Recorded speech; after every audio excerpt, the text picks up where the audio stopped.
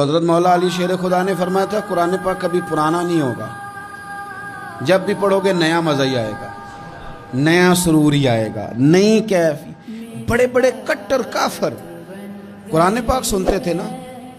ایک دن عتبہ کہنے لگا ابو جہل سے اور دیگر لوگوں سے کہ بڑی ہو گئی لڑائی، بڑی ہو گئی بحث، اس طرح کرتا ہوں میں جا کے نہ تو محمد ابن عبداللہ صلی اللہ میں جا کے بات کرتا ہوں حضور سے۔ عتبہ آ گیا، کہنے لگا میں مذاکرات کرتا ہوں۔ سب نے کہا چل تو سیانا آدمی ہے، سمجھدار ہے، چلا جا۔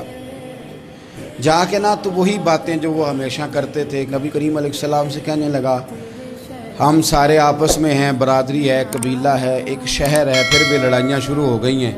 جو آپ کا کلمہ پڑھتے ہیں وہ الگ ہو گئے، جو ہمارے معاذ اللہ طریقے پہ ہیں وہ الگ ہیں، تو کوئی بات چیت نہ کر لیں بیٹھ کے۔ تو حضور نے فرمایا کرو نا۔ کہنے لگا اگر آپ سرداری چاہتے ہیں تو ہم دیتے ہیں، اور اگر آپ مال و دولت